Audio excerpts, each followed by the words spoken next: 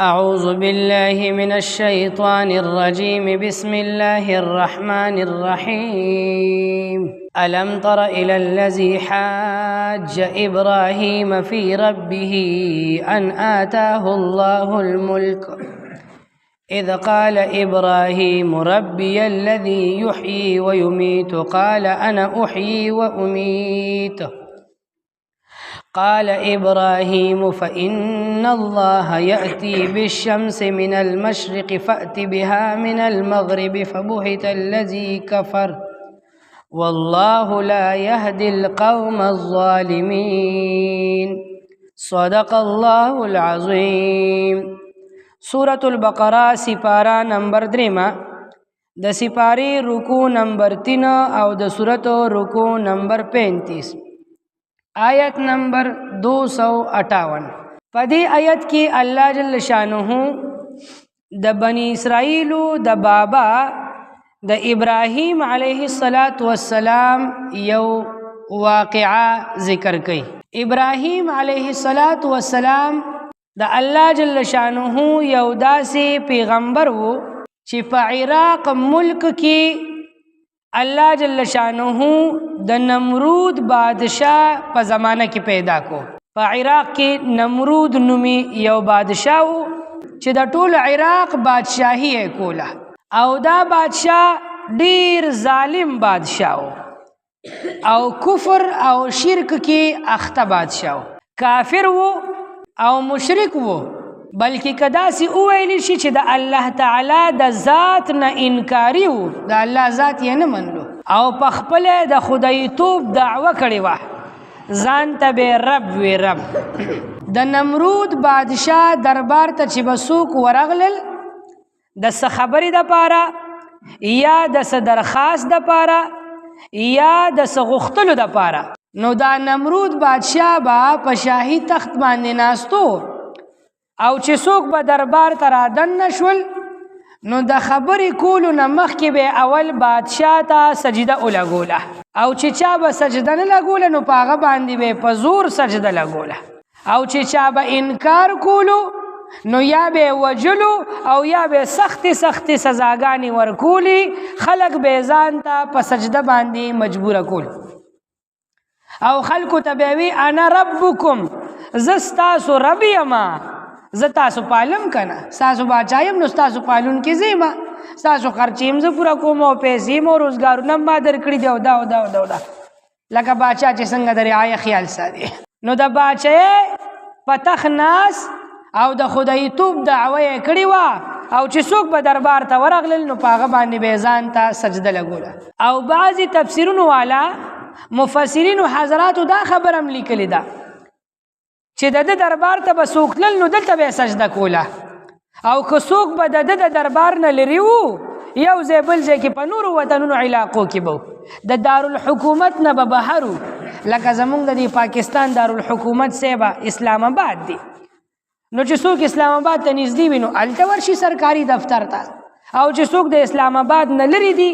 یو خوا بل خوا په وطن کې پراته دي نو هغوی همغه ځای کې شاهي او حکومتي دربار ته یعنی هغه دفتر ته ځان رسوي او خپلې مسلې وړاندې کوي. نو چې کوم خلک به د شاهي دربار نه چار چاپیره لري او هغوی به شاهي دربار ته تلل د هغه ځای هغه سرکاري دفتر ته نو د په خپل شکل باندې د کاڼي نه بوتان جوړ کړي او هغه به په هر یو ښار کې ایښودي وو. نو که څوک به هغه سرکاري دفتر ته او د نمایندګانو ته راتلل نو دی خو بالته نو د هغه بوت ته به سجده لګوله هغه خپل بوت ته به خلکو باندې سجده لګول دا به لازم کړي اوسه. ابراهیم علیه السلام ته الله تعالی پیغمبري ورکړله او الله جل شانه د داسې سړي په کور کې پیدا کو چې د ابراهیم علیه السلام خپل پلار آزر نومي سړی هغه د نمرود د دربار خاص دربانچی و خاص سړی او دغه آزر نومي سړي به په خپله بوتان جوړول بوتانو لره جوړونکي و یو کاریګر و د کاڼي نه به بوتان جوړول او هغه به بیا خرڅ. نو ابراهیم علیه السلام اول دعوت دی خپل پلار ته ورکو خو پلار یې ورسره ونه منله. بیا د کلي خلکو ته تر دې چې ابراهیم علیه السلام د نمرود بادشاه دربار ته ورسېدو او هغوی ته د الله د وحدانیت دعوت ورکول غوښتل. نو چې کله دربار ته دننه ورغلل نو د دربار خو قانون او اصول داو چې څوک به راتلل نو باچا ته به سجده کوله. او ابراهیم علیه السلام خو د الله پیغمبر او د الله پیغمبر خو د الله په وحدانیت سر ورکوي نه چې مخلوق ته سجده کوي. نو ابراهیم علیه السلام نمرود ته سجده ونه کړله. نو د نمرود درباچیان را مخکې شول هغه چوکیداران وغیره او په ابراهیم علیه السلام باندې په زوره سجده کول غوښتل. یعنی د دې مټله یا ونیولو یا ورته وویل چې شابه سجده وکړه. نو ابراهیم علیه السلام په دربار کې د دوی سره په زور شو چې نه زه سجده نه کوم. نمرود بادشاه چې دا منظر ولیدو نو هغه چوکیدارانو ته هغه خپلو نمایندګانو ته یې ویل تاسو اړخته شئ. ابراهیم علیه السلام ته نمرود بادشاه وی چې تا ما ته سجده ولې ونه کړله او ته ما ته سجده ولې نه کې؟ نو ابراهیم علیه السلام جواب ورکړي چې سجده خلق هغه چاته کوي چې څوک رب وي او مخلوقاتو لره پالونکي ذات وي. نو زما رب الله دی او زه الله ته سجده کوونکی یم. نو نمرود بادشاه ورته وی چې ته وې چې سجده خلق رب ته کوي نو رب خو زم یم کنه ولې دا زه وایم نه چې انا ربکم زه د ستاسو د ټولو رب یم او زه دا ټول رعایا او دا ټول ملک زه چلوم نه نو زم رب یم کنه. نو ابراهیم علیه السلام ورته فرمایي چې نه ته رب نه. رب هغه ذات ته ویل کیږي څوک چې په مخلوق باندې ژوندون او مرګ راولي. څوک چې ژوندي کول کوي او مړه کول کوي. چا لره چې وغواړي ژوندي کوي چا لره چې وغواړي مړه کوي رب داسې ذات ته ویل کیږي. نو د نمرود بادشاه ورته په جواب کې وی انا احیی و امیت دا مړه کول او ژوندي کول خو زم کولی شمه. نو وی زه وی کنو نو خپلو کارندګانو ته حکم وکړو ویلال شي او د جیل نه دوه داسې قیدیان راولې چې یو قیدی باندې د 500 اډر ختلی وي او مجرم وي او یو داسې قیدی راولې چې هغه ایسه بیسه بی ګناه جیل ته تللی وي سیبه. نو دوه قیدیان یې شاهي دربار ته راوغوښتل. یو هغه قیدی چې په هغه باندې د مرګ فیصله شوې وه پانسی کېدو به او یو هغه قیدی چې بی ګناه په جیل کې و. نو هغه 500 والا یې پرېښودو او هغه بی ګناه یې په هغه ځای باندې د هغه د قتل حکم وکړو وی وجلو. او ابراهیم علیه السلام ته یې وګوره مړه کول او ژوندي کول زم کومه دا یو په مړو کې حساب و د 500 اډر پې ختلی اوسېبه نو دی خو داسې و لکه مړ نو ما پرېښودو ژوندي مې کو او دا یو بی ګناه و د ژوندو په لیسټ کې اوسېبه مرګ پې نه و د مرګ فیصله پې نه وه او ما دغه دی ووجلو نو دا مړه کول او ژوندي کول خو زم کومه سېبه. نو زه به هلته نه منو ما ورته چې کور دی د میردین جومات شه چې دا د کم دی مړ کو دا را جمدي کا دغه پرېږده مړه کول دي په جدا سړي کې وکړل او جمدي کول دي په جدا سړي کې وکړل سېبه. نه چې دا کم دی مړ کړي دي دا را جمدي کا یا دا چې کم جمدي دي دا مړ کا بغیر د وجلو نه یا چې مړ دی کو بیا ژوندي که زه. خو ابراهیم علیه السلام خو د الله پیغمبر او هغوی ته پیغمبرانو ته الله ناشنا علم ورکړي وي سېبه ناشنا عقل او پوهې ورکړي. نو د ته داسې جواب کولو چې دی یې لاجوابه کولو. نو چې کله دا ظلم یې وکړلو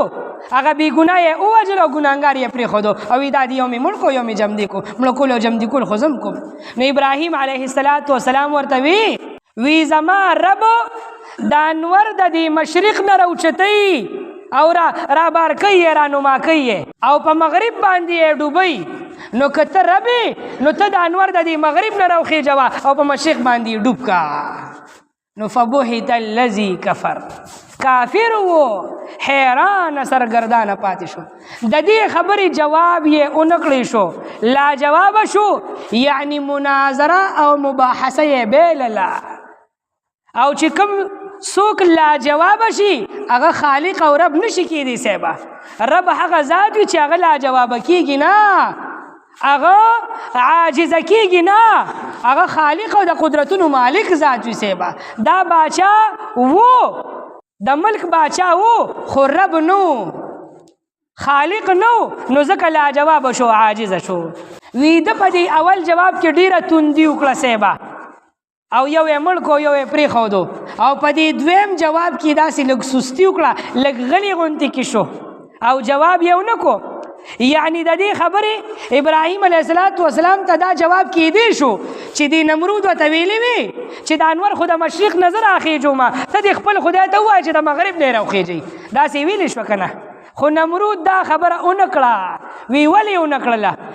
نو علماو د دې عجیبه عجیبه جوابونه لیکلي دي. وی ده ته پته وه چې زه په حقیقت کې رب نیمه، هسې مې د خدایتوب دعوه کړې ده،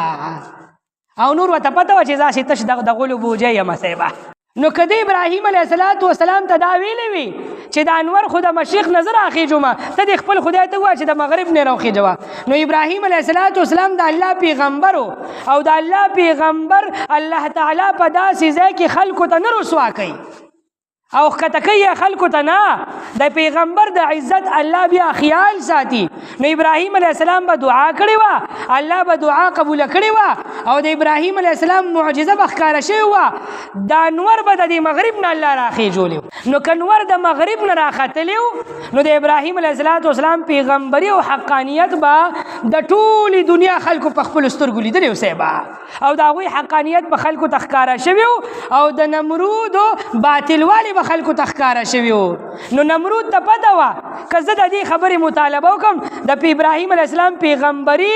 حق کېږي، واضحه کېږي او ثابتېږي، دا ټول مخلوق په زمانه وړي او د اتباع کوونکي به جوړ شي، د پیغمبري به خلک ومني، او دا خو د نه غوښتل.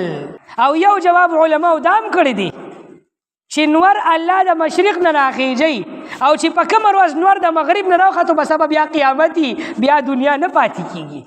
نمرود ته پته وه که زه ابراهیم ته ووایم چې د انور خدای ته دې ووایه چې د مغرب یې راوخېجوه، او د ده خدای په حقیقت کې د انور د مغرب نه راوخېجو، نو بیا به نه زیم او نه به زما دا بادشاهت او نه به دا دنیا وي، بیا خو به قیامت وي. نو ده ته خپله تباهي په نظر راتله، نو ځکه په دې خبره کې دی خاموشه شو او لا جواب شو. نو په دې آیات کې الله جل شانه د ابراهیم علیه السلام او د نمرود په منځ کې چې دا د حق او د باطل یو مناظره، یو مباحثه د یو پیغمبر او د یو کافر بادشاه په منځ کې شوې ده، د هغې ذکر فرمایي. الم ترى آیاتان دی کتلی الی الذی هغه کس ته، دا الم ترى د الم تعلم په معنا کې ده. حضور پاک ته الله وایي الم تعلم، آیاته ته پته نشته، یعنی دا خو ډېره مشهوره واقعه ده، د دنیا ګوټ ګوټ ته رسېدلې ده او ټول خلک تی خبر دي، زما محبوبه ته نه خبر، یعنی تم دې ځان خبر کا او دې خلکو ته ووایه، خلکو ته وروښایه دا خبره. الم ترى آیاتان دی کتلی الی الذی هغه کس ته حاج چې جګړه وکړله، بحث مباحثه یې وکړله ابراهیم د ابراهیم علیه السلام سره فی ربه د هغوی د رب په باره کې، ان په دې وجه باندې آتاه الله الملک چې ورکړی و الله تعالی د ته بادشاهي. دا بحث یې ځکه کولی و چې لږه غونتې کې بادشاهي او قوت او طاقت ورته میلاو شوي و صاحبه. نو چې د دنیا لږ غونتې کې بادشاهت درته میلاو شي که نه، او کورسی درته میلاو شي، یا درته لږ دولت په لاس باندې راشي، نو شان دنه مه خطا کېږه، ښه د ځان نه شان مه خطا کوه، او بیا په هوا کېږه مه چې بیا د خپې په ځمکه نه لګېږي صاحبه او بره بره ګرځې، نو بیا ځان اوچت مه حسابوه. که د دنیا دولت او شاهي درته الله درکړه، بیا هم دغه انساني، بیا هم دغه مخلوقي قبر ته وړی نه شي پاتې کېږي بدنه. نو د دې زمانې ناپوهان دي د بادشاهت د وجې نه د فرعونیت په کورسی باندې نه کېږي، او په مظلومه رعایه باندې او په غریبو مسلمانانو باندې د ظلمونه ستمونه نه کوي. دا کورسی دا طاقت عارضي دي، نن به وي او سبا به نه وي صاحبه. اذ قال ابراهیم فکم وقت کی چې ارشاد فرمایل ابراهیم علیه السلام دغه باچا ته ربی الذی زما رب هغه ذات دی یحیی چې ژوندی کوي خلق لرا و یمیت او مړه کوي خلق لرا قال نو دی بادشاہ ویل انا احیی و امیت زم ژوندی کول کوما او زم مړه کول کوما زم خلق لرا ژوندی کوم او خلق لرا مړه کوم دا نمرود بادشاہ قال ابراهيم نو ابراهيم عليه السلام ارشاد فرمایل فان الله پس بیشک الله تعالی یاتی بالشمس راخی جیدین ورلرا من المشرق د مشرقنا فأتی بها نبستی روخی جودین ورلرا من المغرب د مغربنا فبهت الذی کفر نو بس لا جواب کړی شو هغه څوک چې کفر یې کړیو دا د دې لفظي معنی ده اواره معنی به داسې کې فبهت الذی کفر پس حیران پاتې شو هغه څوک چې کافر وو پس هغه کافر حیران پاتې شو یعنی حیران او پریشان شو د دې خبرې جواب وسره نو چې اوس دلته جواب ورکم سیبا والله لا يهدي القوم الظالمين او الله تعالی هدایت نکي ظالم قوم ته دا ظالمانو سیبا یا والله لا يهدي القوم الظالمين او الله هدایت نکي قوم د ظالمانو ته دا باچام ظالمو او د خپل رعایم ځان سره په کفر او په شرک او په ظلم کې اخته کړیو نو الله دوی ته هدایت نه کولو سبحان ربك رب العزة عما يصفون وسلام على المرسلين والحمد لله رب العالمين برحمتك يا ارحم الراحمين.